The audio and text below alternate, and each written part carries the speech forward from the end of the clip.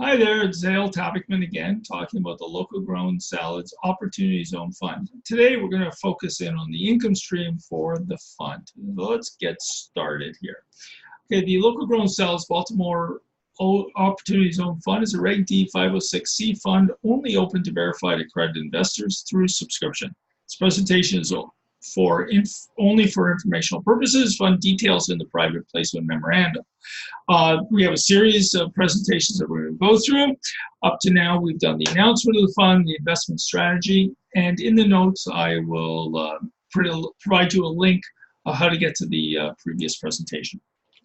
The 4 Ps of the fund. So we're starting with the 4 Ps because it's a nice, simple way of explaining what we're doing and where the money's coming from and where the money's going and how the world is going to operate. So what does place mean for the Local Grown Salads Opportunity Zone Fund? Starting with the place, of course, is real estate in one context.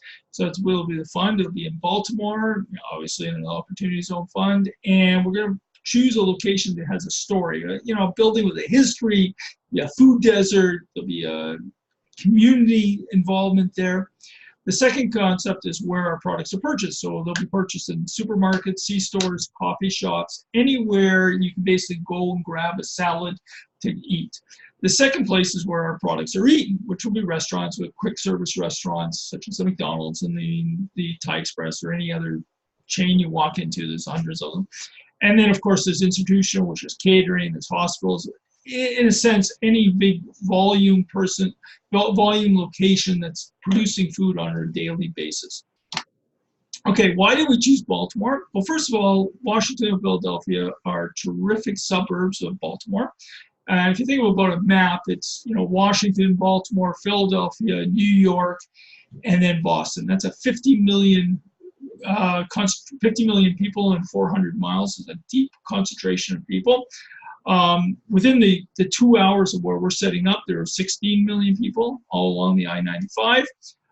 Property in Baltimore is relatively low cost, especially compared to Washington or Philadelphia, and compared to some other locations we looked at.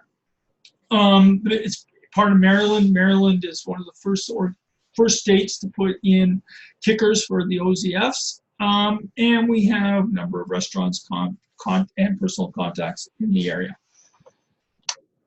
Let's talk about promotion, how our product will become available. So we're looking at 2 types of contracts. One is a distribution contract and one is a direct contract. The distribution is really for the small sellers. So the distributor will buy our product and then resell it to a small 1, 2, 3 store chain, people who take very small amounts of quantities. In the distributor model, of course, there are local, which is the one truck guy. There's regional, a number of regional players. These are people who run all the way from Virginia up to New York State. And they'll deliver to medium-sized customers. They have 50 to 150 trucks. And then we have the national distributors, which are right across the country, which, Cisco, for example, has 200 cities, GFS, FreshPoint, and the list goes on. And then the other side of it will be direct contracts. So these will be with the retailers, with the large food chains, all these kinds of guys who will buy the products. How we'll distribute to them is we'll either rent trucks, or we might have to go through one of the national distributors to deliver the products. So how our products will be sold, we look at our products in kind of 3 breakdowns. One is distribution, it's just a bulk product that, buy a package of lettuce, buy a package of basil. In that case, it's uncleaned. It'll be in just come right out of our grow room. We don't add a lot of value other than the harvested product. Co-packing is when you walk into a store and you see the brand of the store and it's white label, sometimes called in some industries. It's essentially they define what they want their product to be. We create that product and we deliver it specifically for them. And then, of course, we have our branded products, which is when our name is on the brand. We'll talk a little bit more about that later. So I want to just give you an idea of how large the market is. This is, of course, national numbers. As Kruger is the king of the land, 93 billion in sales. They have 2,400 locations, and then you got all the way down to Trader Joe's at a smallest size, and the C stores of Wawa. Wawa itself has 700 stores.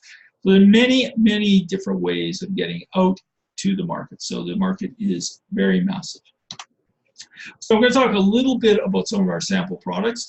These are the products that are used in our salads. And so, for example, we've got some Swiss chard, some butterhead lettuce, some snow peas, tatsoi lettuce, some kale. And then these pictures are all taken from our sample grow systems. Oak leaf lettuce, and then Thai basil, which is just delicious. And mustard greens, a nice sharp flavor. And we've actually grown 60 different vegetables. If you go onto our website, you can get a much better view of what we have. And some pictures again, and some chives in there.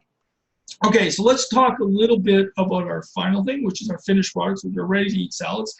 In the retail space, 85% of Americans eat them. This is a bag of salad. You open it, you dump it in, you put your dressing on, and you're ready to eat. Food service also buys them. Of course, they don't buy them in the 5-ounce package. They'll buy them in 5-pound packages. And they use them inside the restaurant. They add grilled chicken on top. They'll add their own specialty into it, and then you have a special salad that you.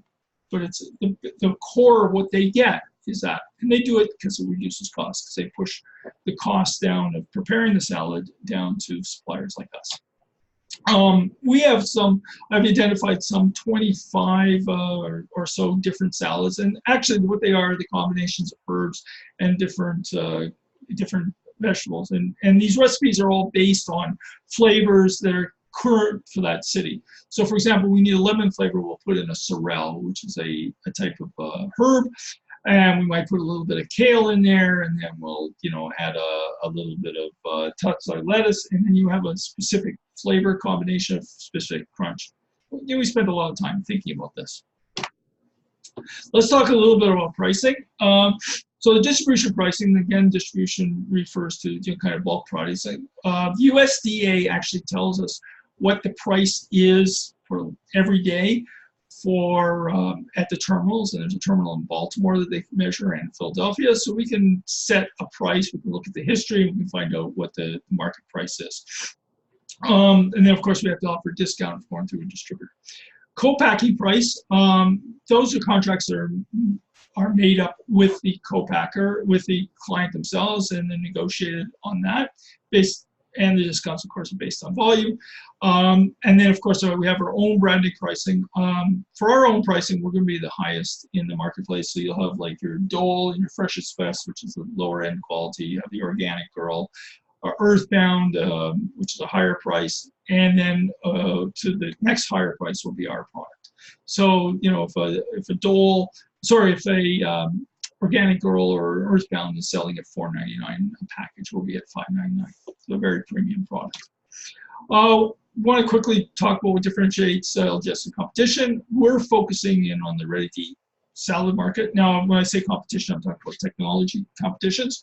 Scaling, our farms are designed very quickly. Every farm operates exactly the same. Gives us a whole bunch of advantages. Anyways, so that's basically a summary of the income stream. The next presentation will be all about the structure of the fund, how it's physically done, and we'll get a little bit into the numbers. I hope you enjoy. Please leave any comments, direct message me or PM me or email me, get a hold of me. Take care. Bye for now.